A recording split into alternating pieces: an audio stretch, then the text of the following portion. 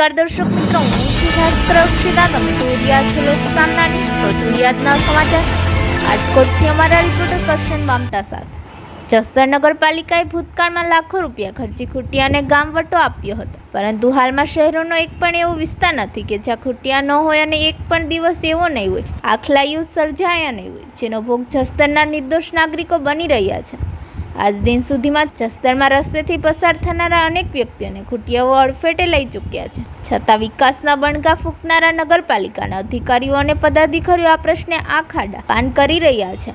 ત્યારે શહેરની ડીએસવી હાઈસ્કૂલ નજીક રાત્રિના સમયે બે ખૂટિયાઓ જંગે ચડતા આ તમાશો જોવા લોકો એકત્રિત થયા હતા. ઉલ્લેખનીય છે કે જસદણ નગરપાલિકાએ ભૂતકાળમાં લાખો રૂપિયાના ખર્ચે ખૂટિયાઓને ગામવટો આપ્યો હતો.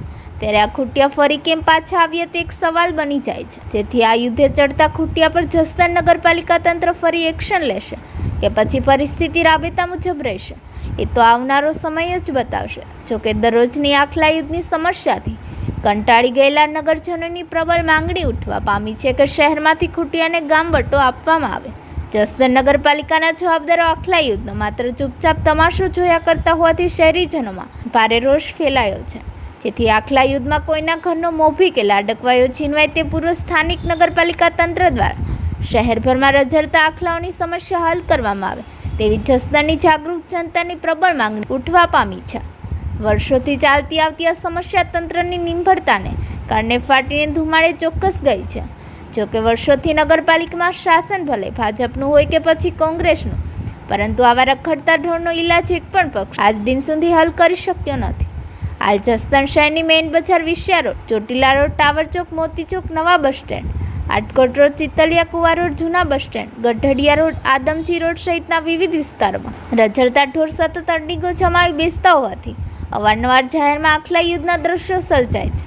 છતાં આજ દિન સુધીમાં કોઈ જ પગલાં નગરપાલિકા તંત્ર દ્વારા ભરવામાં આવ્યા ન હોવાથી હવે તો વેપારીઓ પણ ભયના ઓથાર તળે પોતાનો વેપાર ધંધો કરી રહ્યા છે. જસદણ નગરપાલિકાના જવાબદારો જાણે કે આ સમસ્યા અંગે કોઈ જ પગલાં ભરવા તૈયાર નહીં હોય તેવી રીતે અરજદારોની રજૂઆતોની ફાઇલો અભેરાઈએ મૂકી દેતા હોવાથી નગરજનોમાં ભારે મુશ્કેલીમાં મુકાયા છે.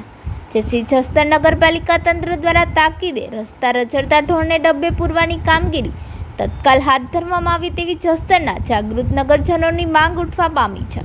તો ફરી મળીશું એક નવા સમાચાર સાથે. ત્યાં સુધી જોતા રહો લોકસામના ન્યૂઝ.